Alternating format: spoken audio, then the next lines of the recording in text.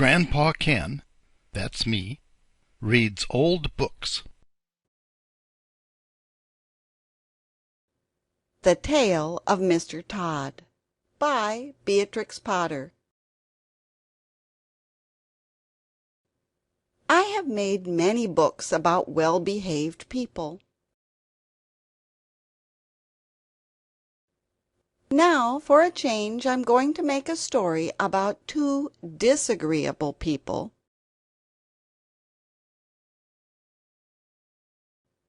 Called Tommy Brock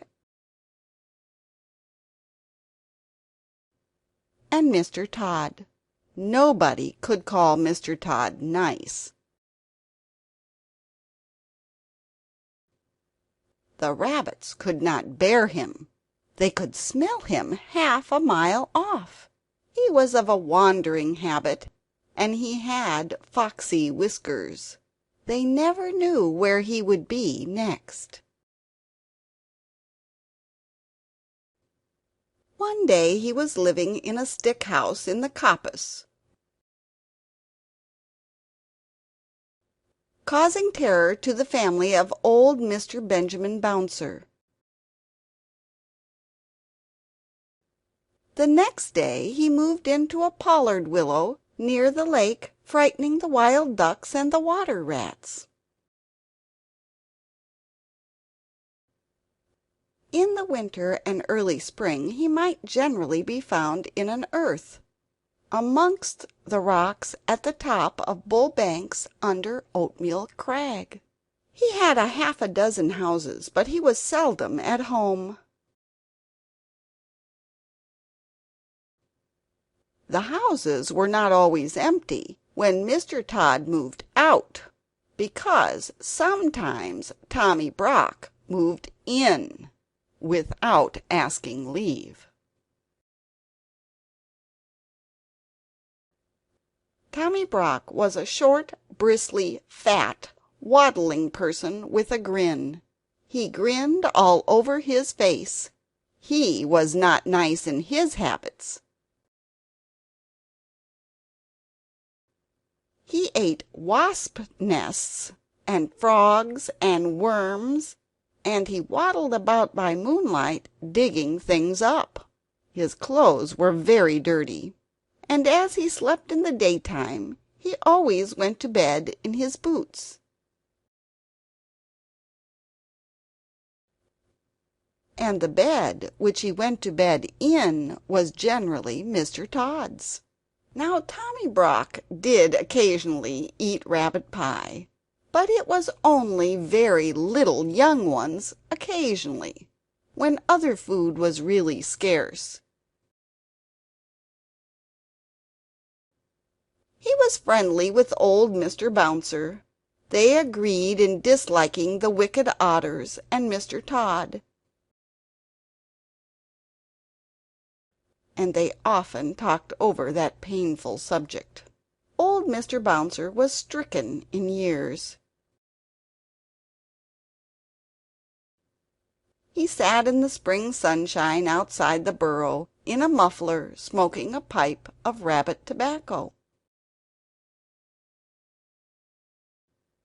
He lived with his son Benjamin Bunny and his daughter-in-law Flopsy, who had a young family. Old Mr. Bouncer was in charge of the family that afternoon, because Benjamin and Flopsy had gone out. The little rabbit babies were just old enough to open their blue eyes and kick. They lay in a fluffy bed of rabbit wool and hay in a shallow burrow, separate from the main rabbit hole. To tell the truth, old Mr. Bouncer had forgotten them. He sat in the sun and conversed cordially with Tommy Brock, who was passing through the wood with a sack and a little spud which he used for digging, and some mole traps. He complained bitterly about the scarcity of pheasants' eggs, and accused Mr. Tod of poaching them. And the otters had cleared off all the frogs while he was asleep in winter. I have not had a good square meal for a fortnight. I am living on pig nuts. I shall have to turn vegetarian and eat my own tail," said Tommy Brock. It was not much of a joke, but it tickled old Mr. Bouncer, because Tommy Brock was so fat and stumpy and grinning. So old Mr. Bouncer laughed and pressed Tommy Brock to come inside to taste a slice of seed cake and a glass of my daughter Flopsy's cowslip wine. Tommy Brock squeezed himself into the rabbit hole with alacrity. Then old Mr. Bouncer smoked another pipe and gave Tommy Brock a cabbage leaf cigar, which was so very strong that it made Tommy Brock grin more than ever, and the smoke filled the burrow. Old Mr. Bouncer coughed and laughed, and Tommy Brock puffed and grinned. And Mr. Bouncer laughed and coughed and shut his eyes because of the cabbage smoke. When Flopsy and Benjamin came back, old Mr. Bouncer woke up. Tommy Brock and all the young rabbit babies had disappeared. Mr. Bouncer would not confess that he had admitted anybody into the rabbit hole. But the smell of badger was undeniable, and there were round, heavy footmarks in the sand. He was in disgrace. Flopsy wrung her ears and slapped him. Benjamin Bunny set off at once after Tommy Brock. There was not much difficulty in tracking him. He had left his footmark and gone slowly up the winding footpath through the wood. Here he had rooted up the moss and wood sorrel. There he had dug quite a deep hole for dog Darnell, and he had set a mole trap. A little stream crossed the way. Benjamin skipped lightly over, dry-foot. The badger's heavy steps showed plainly in the mud. The path led to a part of the thicket where the trees had been cleared. There were leafy oak stumps and a sea of blue hyacinths, but the smell that made Benjamin stop was not the smell of flowers.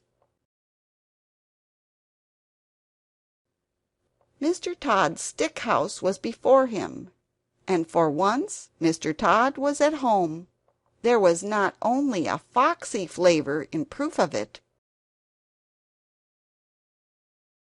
There was smoke coming out of the broken pail that served as a chimney. Benjamin Bunny sat up staring. His whiskers twitched. Inside the stick house somebody dropped a plate and said something. Benjamin stamped his foot and bolted. He never stopped till he came to the other side of the wood. Apparently Tommy Brock had turned the same way. Upon the top of the wall there were again the marks of badger, and some ravelings of a sack had caught on a briar. Benjamin climbed over the wall into the meadow. He found another mole trap newly set. He was still upon the track of Tommy Brock. It was getting late in the afternoon. Other rabbits were coming out to enjoy the evening air. One of them, in a blue coat, by himself, was busily hunting for dandelions. "Cousin Peter! Peter Rabbit! Peter Rabbit!" shouted Benjamin Bunny. The blue-coated rabbit sat up with pricked ears. "Whatever is the matter, Cousin Benjamin? Is it a cat or a John Stoat ferret?" "No, no, no! He's bagged my family. Tommy Brock, in a sack. Have you seen him?" "Tommy Brock? How many, Cousin Benjamin?" "7, Cousin Peter, and all of them twins." "Did he come this way? Please tell me quick." "Yes, yes, not 10 minutes since. He said they were caterpillars." "I did think they were kicking rather hard for caterpillars." "Which way? Which way has he gone, Cousin Peter?" "He had a sack with something live in it. I watched him set a mole trap. Let me use my mind, Cousin Benjamin. Tell me from the beginning." Benjamin did so. "My Uncle Bouncer has displayed a lamentable want of discretion for his years," said Peter reflectively. "but there are 2 hopeful circumstances. Your family is alive and kicking, and Tommy Brock has had refreshments. He will probably go to sleep and keep them for breakfast." "Which way?" "Cousin Benjamin, compose yourself. I know very well which way. Because Mr. Tod was at home in the stick house, he has gone to Mr. Tod's other house at the top of Bull Banks. I partly know because he offered to leave any message at Sister Cottontail's. He said he would be passing." Cottontail had married a black rabbit and gone to live on the hill. Peter hid his dandelions and accompanied the afflicted parent, who was all of a twitter. They crossed several fields and began to climb the hill. The tracks of Tommy Brock were plainly to be seen. He seemed to have put down the sack every dozen yards to rest. "He must be very puffed. We are close behind him by the scent." "What a nasty person!" said Peter. The sunshine was still warm and slanting on the hill pastures. Halfway up, Cottontail was sitting in her doorway, with 4 or 5 half-grown little rabbits playing about her. One black and the others brown. Cottontail had seen Tommy Brock passing in the distance. Asked whether her husband was at home, she replied that Tommy Brock had rested twice while she watched him. He had nodded and pointed to the sack, and seemed to be doubled up with laughing. "Come away, Peter. He'll be cooking them. Come quicker," said Benjamin Bunny. They climbed up and up. "He was at home. I saw his black ears peeping out of the hole." "They live too near the rocks to quarrel with their neighbors. Come on, Cousin Benjamin." When they came near the wood at the top of Bull Banks, they went cautiously. The trees grew amongst heaped-up rocks, and there beneath a crag Mr. Tod had made one of his homes. It was at the top of a steep bank. The rocks and bushes overhung it. The rabbits crept up carefully, listening and peeping. This house was something between a cave, a prison, and a tumble-down pigsty. There was a strong door, which was shut and locked. The setting sun made the window panes glow like red flame, but the kitchen fire was not alight. It was neatly laid with dry sticks, as the rabbits could see when they peeped through the window. Benjamin sighed with relief. But there were preparations upon the kitchen table which made him shudder. There was an immense empty pie dish of blue willow pattern, and a large carving knife and fork and a chopper. At the other end of the table was a partly unfolded tablecloth, a plate, a tumbler, a knife and fork, salt cellar, mustard, and a chair. In short, preparations for one person's supper. No person was to be seen, and no young rabbits. The kitchen was empty and silent. The clock had run down. Peter and Benjamin flattened their noses against the window and stared into the dusk. Then they scrambled round the rocks to the other side of the house. It was damp and smelly and overgrown with thorns and briars. The rabbits shivered in their shoes. "Oh, my poor rabbit babies! What a dreadful place! I shall never see them again," sighed Benjamin. They crept up to the bedroom window.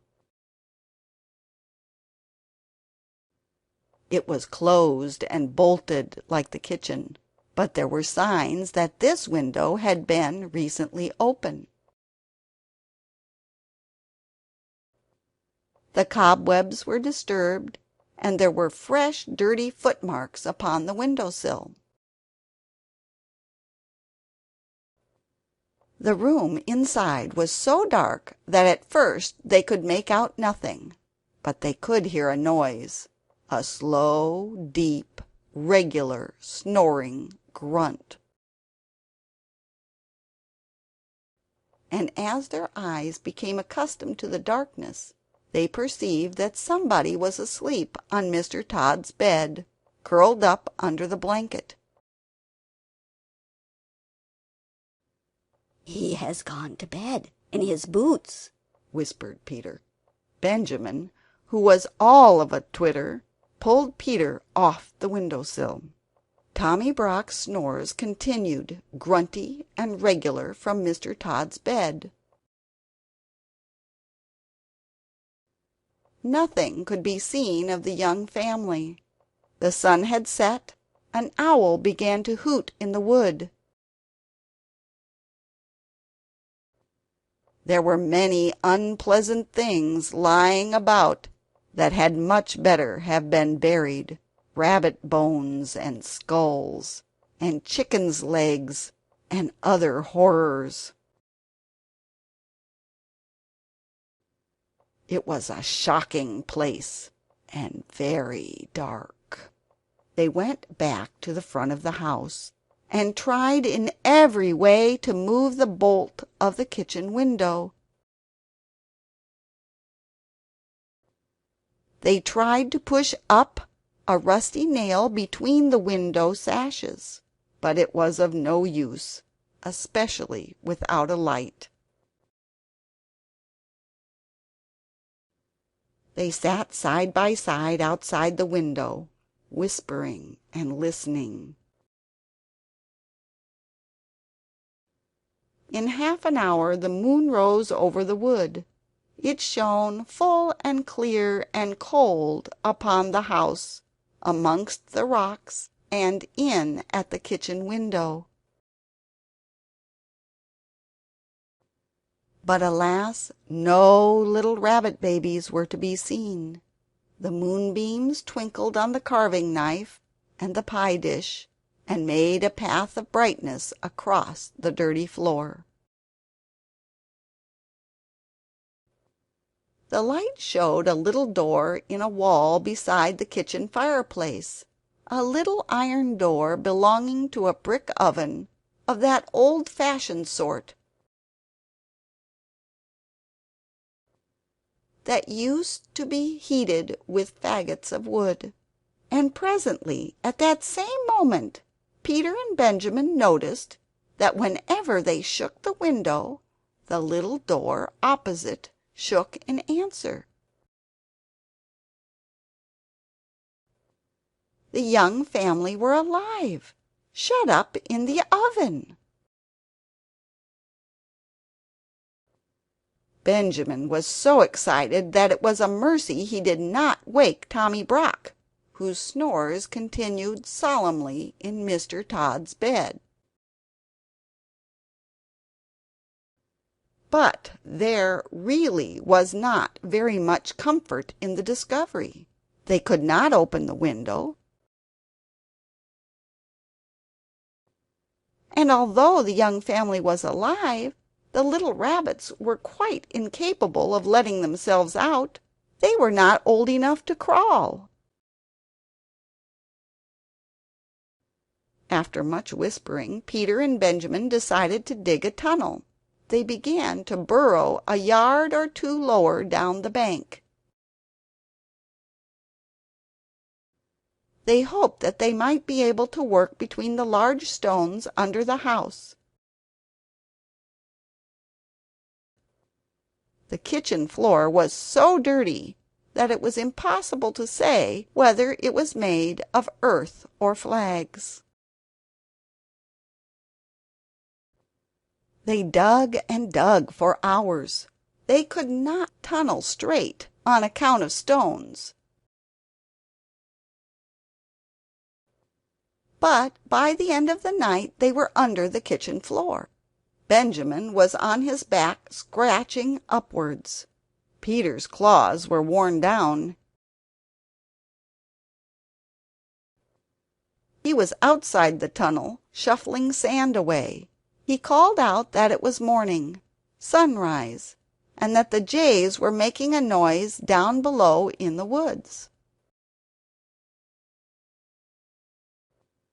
Benjamin Bunny came out of the dark tunnel, shaking the sand from his ears.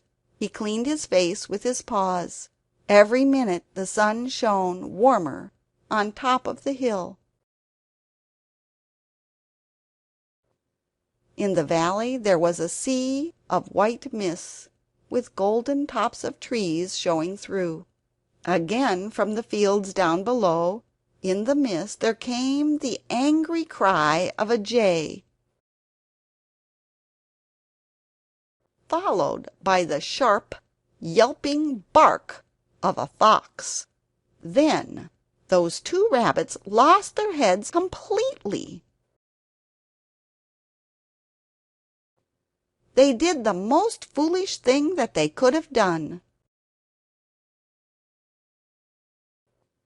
They rushed into their short new tunnel and hid themselves at the top end of it under Mr. Tod's kitchen floor.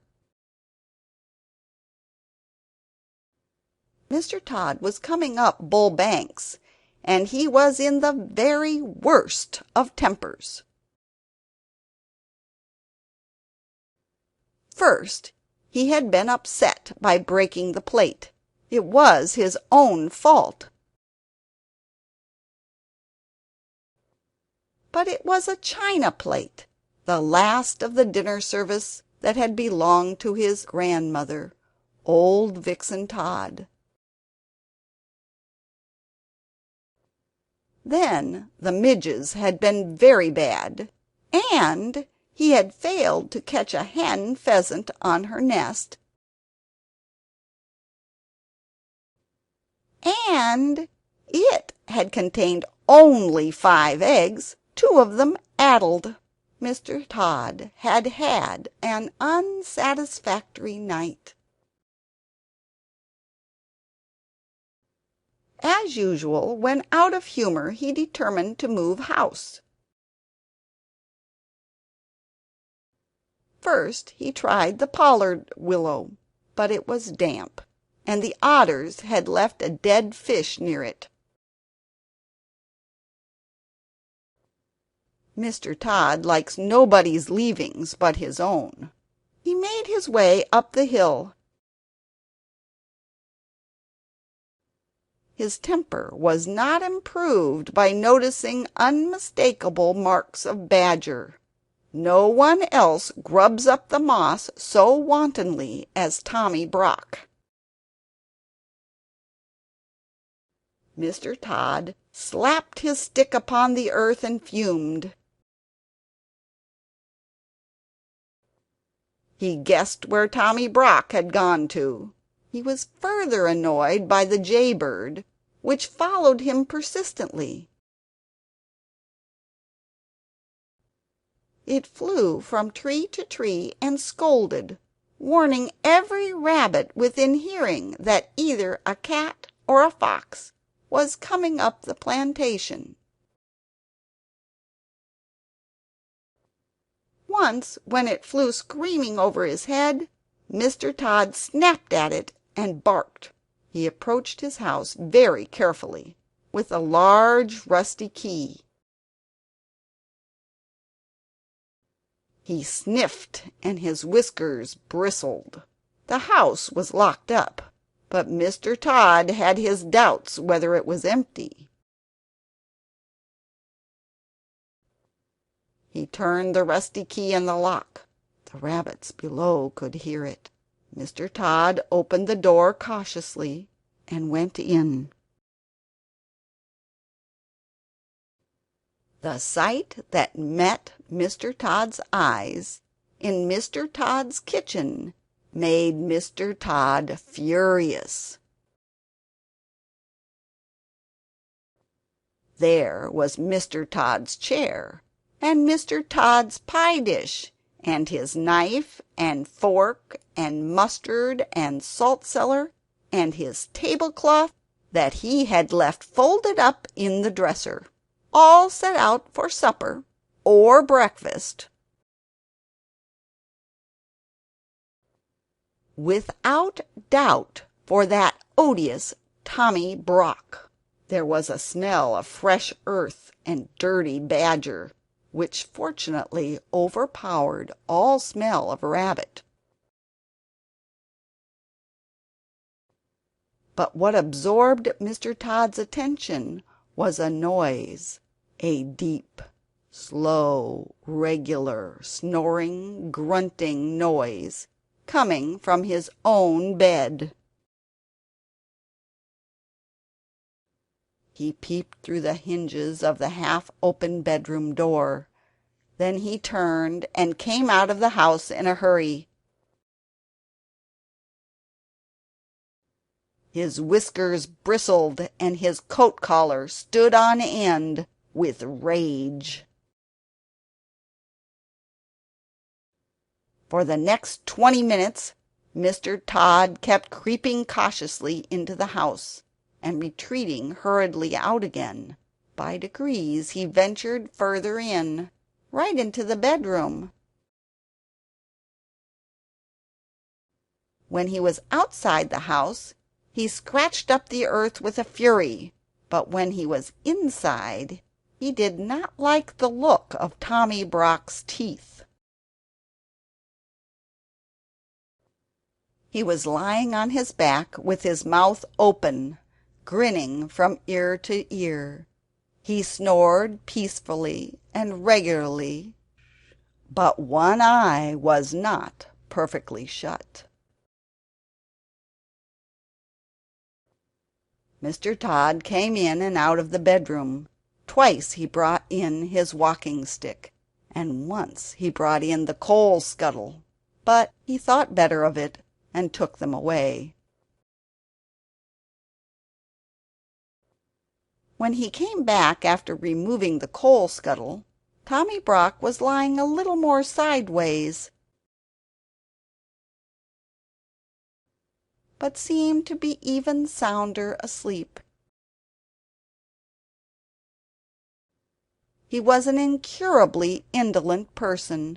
He was not in the least afraid of Mr. Tod. He was simply too lazy and comfortable to move.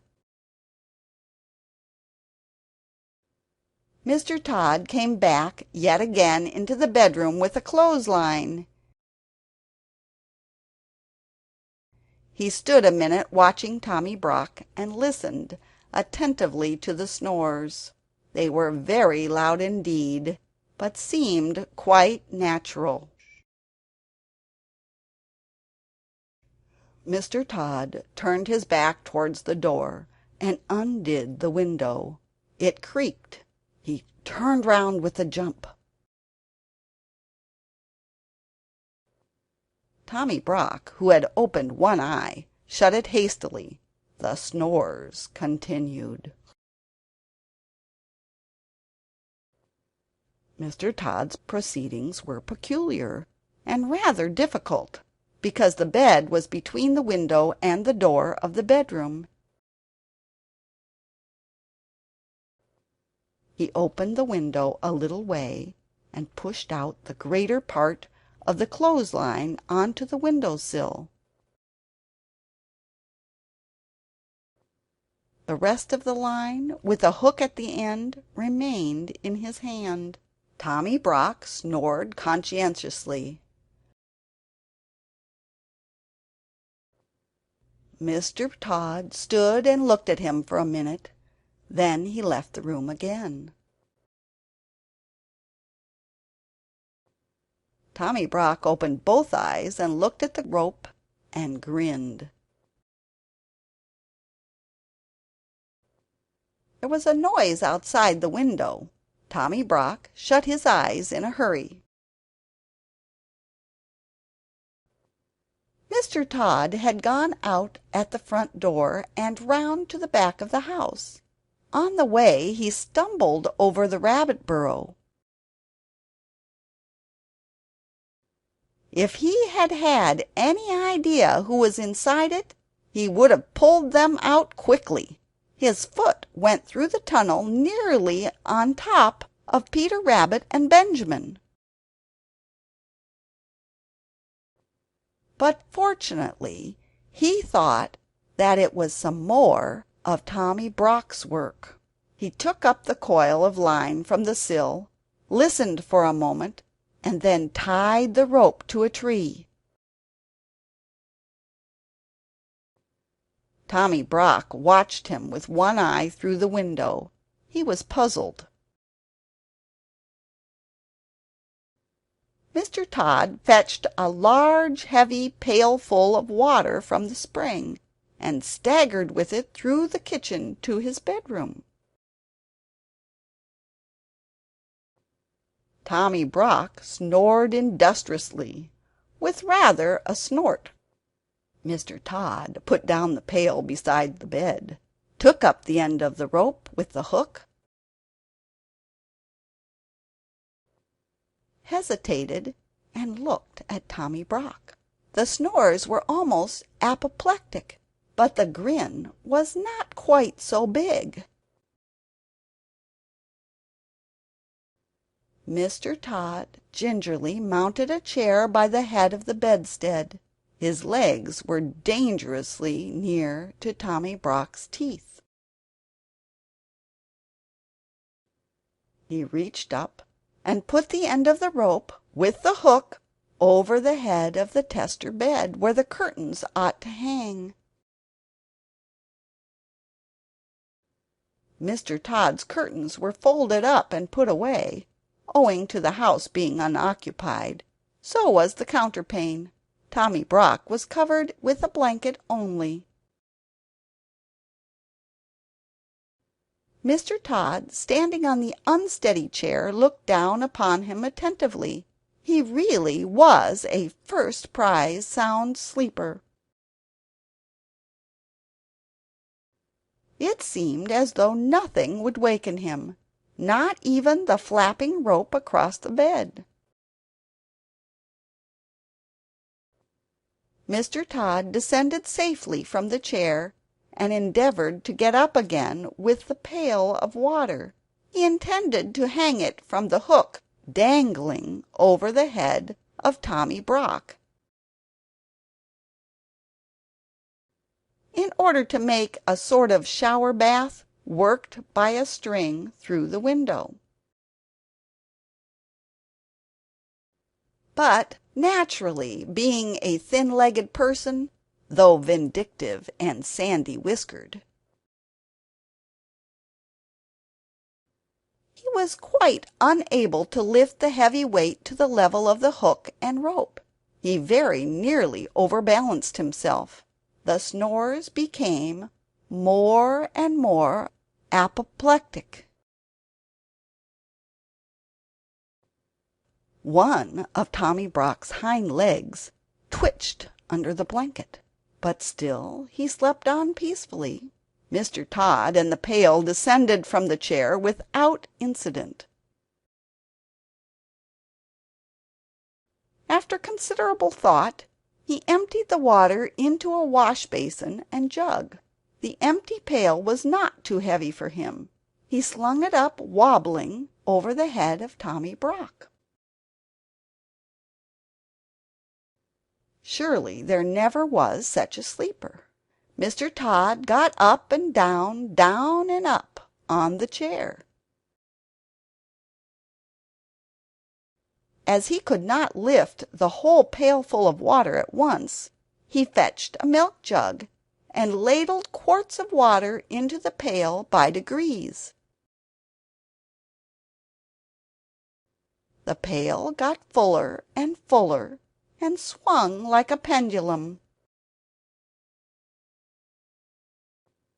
Occasionally a drop splashed over, but still Tommy Brock snored regularly and never moved, except in one eye.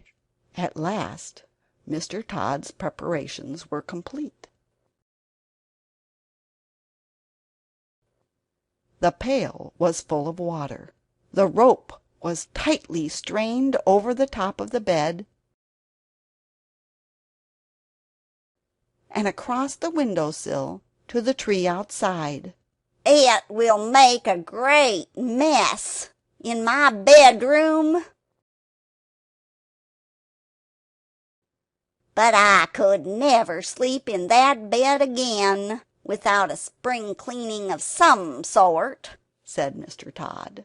Mr. Tod took a last look at the badger and softly left the room.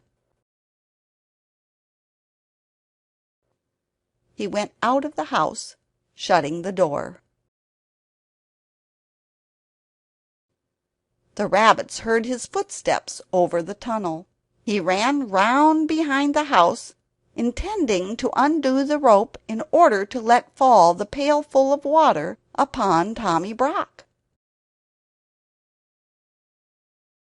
"I will wake him up with an unpleasant surprise," said Mr. Tod.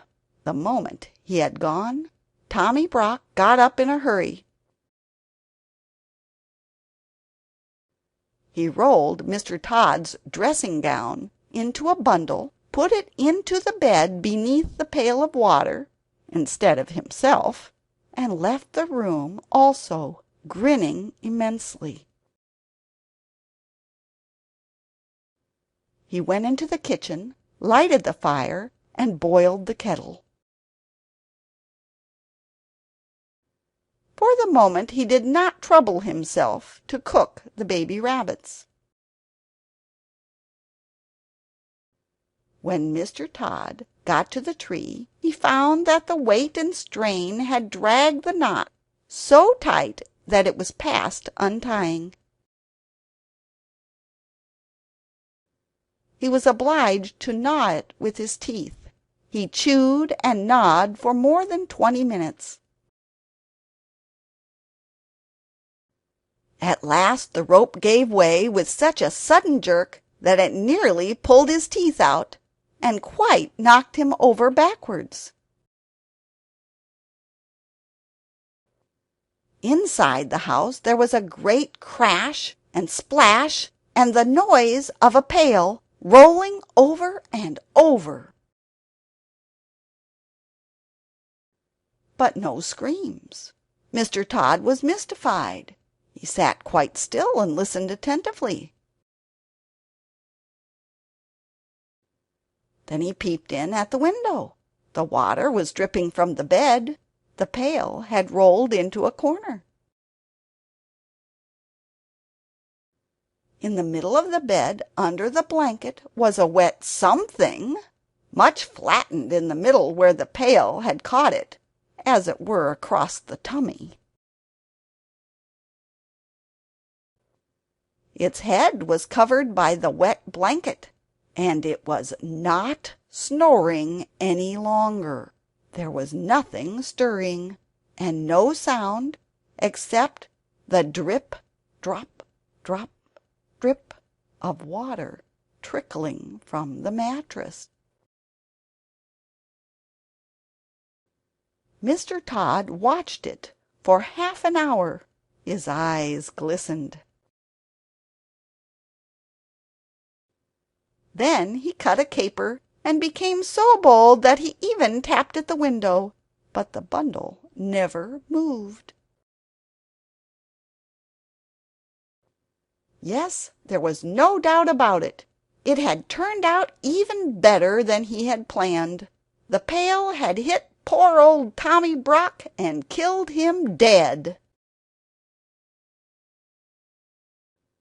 I will bury that nasty person in the hole which he has dug. I will bring my bedding out and dry it in the sun," said Mr. Tod. "I will wash the tablecloth and spread it on the grass in the sun to bleach, and the blanket must be hung up in the wind, and the bed must be thoroughly disinfected and aired with a warming pan and warmed with a hot water bottle. I will get soft soap and monkey soap and all sorts of soap and soda and scrubbing brushes and Persian powder and carbolic to remove the smell. I must have a disinfecting. Perhaps I may have to burn sulphur." He hurried round the house to get a shovel from the kitchen. "First I will arrange the hole. Then I will drag out that person in the blanket." He opened the door. Tommy Brock was sitting at Mr. Tod's kitchen table, pouring out tea from Mr. Tod's teapot into Mr. Tod's teacup. He was quite dry himself and grinning.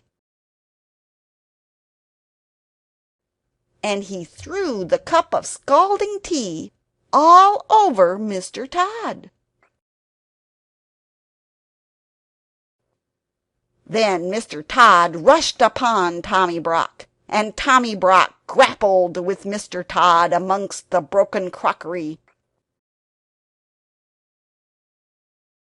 and there was a terrific battle all over the kitchen.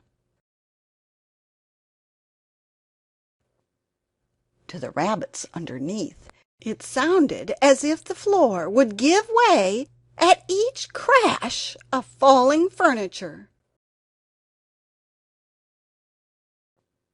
They crept out of the tunnel and hung about amongst the rocks and bushes, listening anxiously.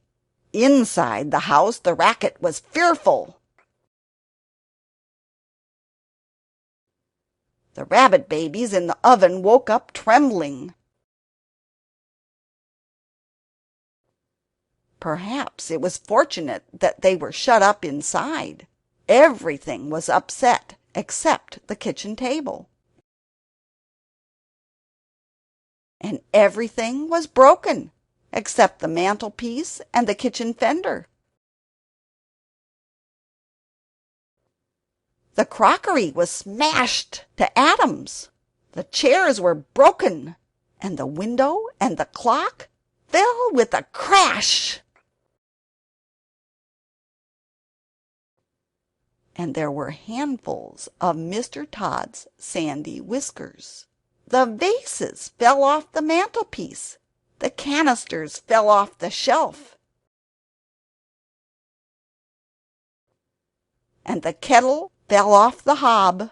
Mr. Tommy Brock put his foot in a jar of raspberry jam, and the boiling water out of the kettle fell upon the tail of Mr. Tod. When the kettle fell, Tommy Brock, who was still grinning, happened to be uppermost, and he rolled Mr. Tod over and over like a log out at the door. Then the snarling and worrying went on outside, and they rolled over the bank and down the hill, bumping over the rocks. There will never be any love lost between Tommy Brock and Mr. Tod. As soon as the coast was clear, Peter Rabbit and Benjamin Bunny came out of the bushes. Now for it! Run in, Cousin Benjamin! Run in and get them, while I watch the door. But Benjamin was frightened. Oh, oh, they are coming back! No, they are not. Yes, they are. What dreadful bad language! I think they have fallen down the stone quarry. Still Benjamin hesitated, and Peter kept pushing him. Be quick! It's all right. Shut the oven door, Cousin Benjamin, so he won't miss them. Decidedly there were lively doings in Mr. Tod's kitchen. At home in the rabbit hole things had not been quite comfortable. After quarreling at supper, Flopsy and old Mr. Bouncer had passed a sleepless night and quarreled again at breakfast. Old Mr. Bouncer could no longer deny that he had invited company into the rabbit hole, but he refused to reply to the questions and reproaches of Flopsy. The day passed heavily. Old Mr. Bouncer, very sulky, was huddled up in a corner, barricaded with a chair. Flopsy had taken his pipe and hidden the tobacco. She had been having a complete turn-out and spring cleaning to relieve her feelings. She had just finished. Old Mr. Bouncer behind his chair was wondering anxiously what she would do next. In Mr. Tod's kitchen, amidst the wreckage, Benjamin Bunny picked his way to the oven nervously through a thick cloud of dust. He opened the oven door, felt inside, and found something warm and wiggling.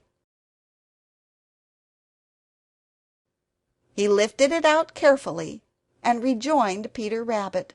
I've got them! Can we get away? Shall we hide, Cousin Peter? Peter pricked his ears. Distant sounds of fighting still echoed in the wood. 5 minutes afterwards, 2 breathless rabbits came scuttering away down Bull Banks, half carrying, half dragging a sack between them. Bumpety-bump over the grass, they reached home safely and burst into the rabbit hole. Great was old Mr. Bouncer's relief and Flopsy's joy when Peter and Benjamin arrived in triumph with the young family. The rabbit babies were rather tumbled and very hungry. They were fed and put to bed. They soon recovered. A new long pipe and a fresh supply of rabbit tobacco was presented to Mr. Bouncer. He was rather upon his dignity, but he accepted. Old Mr. Bouncer was forgiven, and they all had dinner. Then Peter and Benjamin told their story, but they had not waited long enough to be able to tell the end of the battle between Tommy Brock and Mr. Tod. End of the tale of Mr. Tod. A Kenamar Videobook. Visit us at kenamar.com.